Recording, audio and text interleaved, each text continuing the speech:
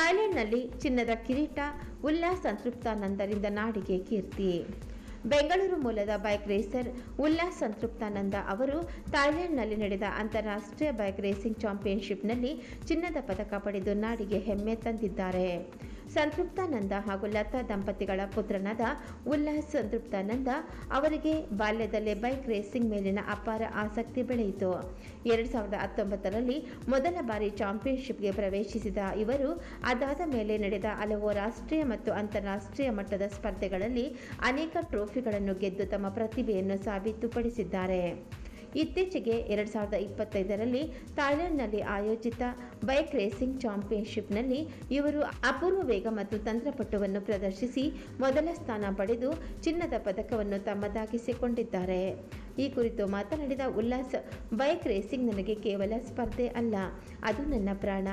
ಬಾಲ್ಯದಿಂದಲೇ ಅಂತಾರಾಷ್ಟ್ರೀಯ ವೇದಿಕೆಯಲ್ಲಿ ಭಾರತ ಮತ್ತು ಕರ್ನಾಟಕದ ಹೆಸರನ್ನು ಬೆಳಗಿಸುವುದು ನನ್ನ ಕನಸು. ಈ ಸಾಧನೆಗೆ ನನ್ನ ಕುಟುಂಬ ಮತ್ತು ನನಗೆ ಬೆಂಬಲ ನಿಂತ ಪ್ರತಿಯೊಬ್ಬರಿಗೂ ನಾನು ಕೃತಜ್ಞ. ಮುಂದಿನ ದಿನಗಳಲ್ಲಿ ಇನ್ನಷ್ಟು ಜಾಗತಿಕ ಸ್ಪರ್ಧೆಗಳಲ್ಲಿ ಭಾಗವಹಿಸಿ ದೇಶಕ್ಕೆ ಹೆಚ್ಚುವರಿ ಕೀರ್ತಿ ತರುವ ಉದ್ದೇಶವಿದೆ ಎಂದು ಹೇಳಿದ್ದಾರೆ. ಯುವಕರಿಗೆ ಸಂದೇಶ ನೀಡಿದ ಅವರು, ಭಯವಿಲ್ಲದೆ ಕನಸು ಕಾಣಿರಿ, ಬಿದ್ದರೂ ಮತ್ತೆ ಎದ್ದುಕೊಳ್ಳಿ, ಪರಿಶ್ರಮ ಮತ್ತು ನಂಬಿಕೆ ಇದ್ದರೆ ಜಯ ಖಚಿತ ಎಂದು ಹೇಳಿದ್ದಾರೆ.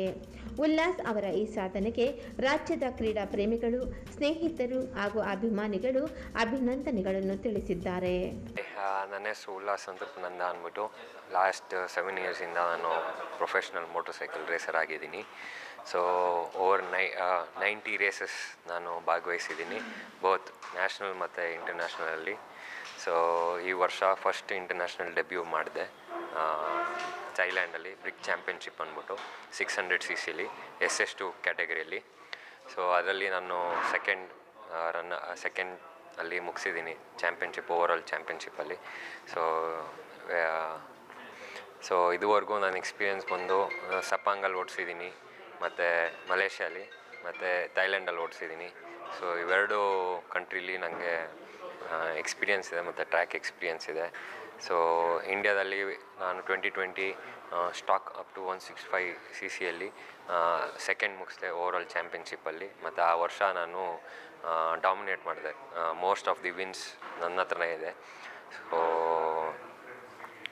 ಸೊ ತುಂಬ ಖುಷಿ ಆಗುತ್ತೆ. ಮತ್ತು ಏನಂದರೆ ನಾನು ಸ್ಟಾರ್ಟ್ ಮಾಡಿದ್ದು ಸ್ಟಾಕ್ 165cc ಮತ್ತು ಇವಾಗ ಓಡಿಸ್ತಿರೋದು 600cc CBR 600RR ಅಂದ್ಬಿಟ್ಟು. So big change. ಸೊ ತುಂಬ ಖುಷಿ ಆಗುತ್ತೆ. ಸೊ ಇನ್ನು ಇಂಟರ್ನ್ಯಾಷನಲ್ ಮಟ್ಟಕ್ಕೂ ಹೋಗ್ಬೋದು, ಮೀನ್ಸ್ ವರ್ಲ್ಡ್ ಚಾಂಪಿಯನ್ಶಿಪ್ಪಲ್ಲೂ ಹೋಗ್ಬೋದು. ಸೊ 1000cc ಹೋಗ್ಬೋದು. ಬಟ್ ಏನಂದರೆ ಅದಕ್ಕೆ ಫೈನಾನ್ಷಿಯಲ್ ಸಪೋರ್ಟ್ ಬೇಕು.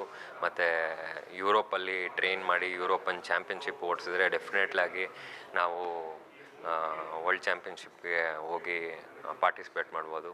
ಬಟ್ ಏನಂದರೆ ಮೇಜರಾಗಿ ಸ್ಪಾನ್ಸರ್ಶಿಪ್ ಬೇಕು, ಅದಕ್ಕೆ ಹುಡ್ತಾ ಇದ್ದೀನಿ. ಸೊ ಈ ಮೆಸೇಜ್ ಏನಂದರೆ, I am really very hard working guy, but very lacking in maybe getting a good team and getting a good type, good bike where I can show that I'm very potential rider. So ತುಂಬ struggle ಮಾಡ್ತಾಯಿದ್ದೀನಿ ಒಳ್ಳೆ team ಹುಡ್ಕೋಕ್ಕೆ.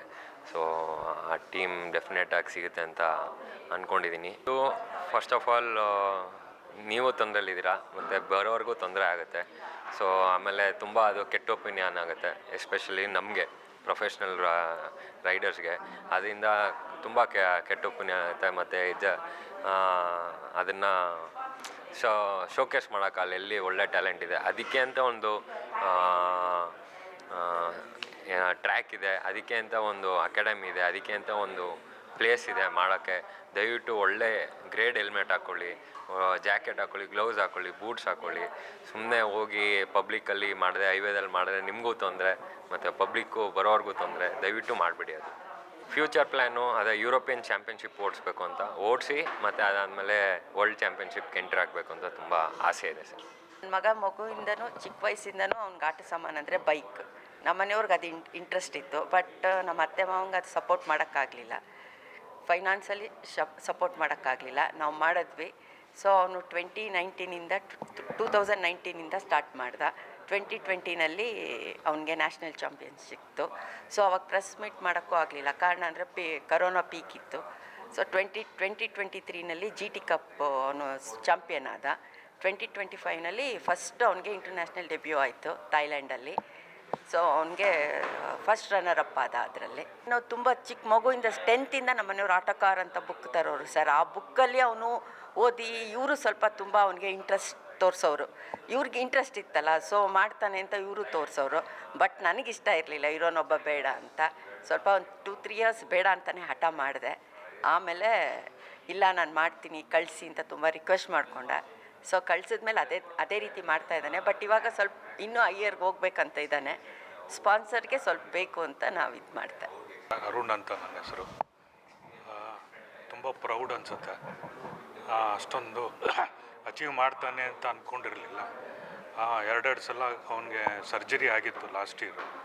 Practice ಮಾಡ್ಬೇಕಾದ್ರೆ ಬಿದ್ದು, ಒಂದು ಸಲ race ಆಗಿ ಬಿದ್ದು 2 ಕಾಲರ್ ಬೋನು ವಿತಿನ್ 1 ವರ್ಷದಲ್ಲಿ 2 ಕಾಲರ್ ಬೋನು ಫ್ರ್ಯಾಕ್ಚರ್ ಆಗಿತ್ತು. ಆದರೂ ಬಿಡಲಿಲ್ಲ. ಡಾಕ್ಟ್ರು ಬೇಡ ಅಂದ್ರೂ ಮತ್ತೆ ಕೂತ್ಕೊಂಡು ಪ್ರಾಕ್ಟೀಸ್ ಮಾಡಿ ಅವನು ಇಂಟರ್ನ್ಯಾಷನಲ್ದು ಫಿನಿಷ್ ಮಾಡಿದ್ದಾನೆ. ಬಟ್ ಕಾರಣಾಂತರಗಳಿಂದ ಸೆಕೆಂಡ್ ಬಂದಿದ್ದಾನೆ ಅಷ್ಟೇ. ಇಲ್ಲ ಅಂದಿದ್ರೆ ಫಸ್ಟ್ ಆಗಿರೋದು. ಅವ್ನು ಲೀಡಲ್ಲೇ ಇದ್ದ. ಲಾಸ್ಟ್ ರೇಸಲ್ಲಿ ಅವ್ನಿಗೊಂದು ಸ್ವಲ್ಪ ಇಂಜಿನ್ ಪ್ರಾಬ್ಲಮ್ ಆಗಿ ಅವ್ನು ಸೆಕೆಂಡ್ ಬಂದ ಅಷ್ಟೇ. ಇಲ್ಲ ಅಂದಿದ್ರೆ ಫಸ್ಟ್ ಬಂದಿರೋ. ನಮ್ಮ ಬೇಡಿಕೆ ಇಷ್ಟೇ, ಈ ಸ್ಪೋರ್ಟ್ಸು ಬೆಳಿಬೇಕು. ಭಾರತದಲ್ಲಿ ತುಂಬ ಜನ ಟ್ಯಾಲೆಂಟ್ಸ್ ಇದ್ದಾರೆ, ಅವ್ರಿಗೆ ಅವಕಾಶಗಳೇ ಇಲ್ಲ. ನನ್ನ ಮಗನ ಥರ ಬೇಕಾದಷ್ಟು ಜನ ಇದ್ದಾರೆ. ನಾವೇನೋ ಅಲ್ಪ ಸ್ವಲ್ಪ ಕೂಡಿಟ್ಕೊಂಡು ಅವನಿಗೆ ಕೊಟ್ಟಿದ್ದೀವಿ. ಬಟ್ ಬೇರೆಯವರು ಅದೂ ಇಲ್ಲದೇ ಇರೋರು ತುಂಬ ಜನ ಇದ್ದಾರೆ. ಈಗ ಒಂದು ಲೆದರ್ ಸೂಟ್ ತೊಗೋಬೇಕಂದ್ರೆ 2 ಲಕ್ಷ ರೂಪಾಯಿ ಬೇಕು ನಮಗೆ. ಒಂದು ಹೆಲ್ಮೆಟ್ ಹೊಡೆದೋಯ್ತು ಅಂದರೆ 1.25 ಲಕ್ಷ ಬೇಕು. ಶೂ 40-50 ಸಾವಿರ ರೂಪಾಯಿ ಆಗುತ್ತೆ. ಡೈಲಿ ಪ್ರಾಕ್ಟೀಸ್ ಮಾಡೋಕ್ಕೆ ಟಯರೇ 50 ಸಾವಿರ ರೂಪಾಯಿ ಹೊಟ್ಟೋಗ್ಬಿಡುತ್ತೆ. 2 ತಿಂಗಳಿಗೆ 1 ಟೈರ್ ಕೊಡಬೇಕು.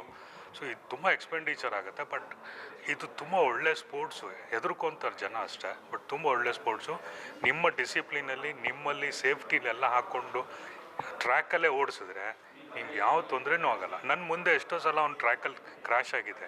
ನಾನು ಚೆನ್ನೈಯಿಂದ ಬೆಂಗಳೂರಿಗೆ ಕರ್ಕೊಂಬಂದು ನಾನೇ ಹಾಸ್ಪಿಟಲ್ಗೆ ಅಡ್ಮಿಟ್ ಮಾಡಿ ಆಪ್ರೇಷನ್ ಮಾಡಿಸಿದ್ದೀನಿ.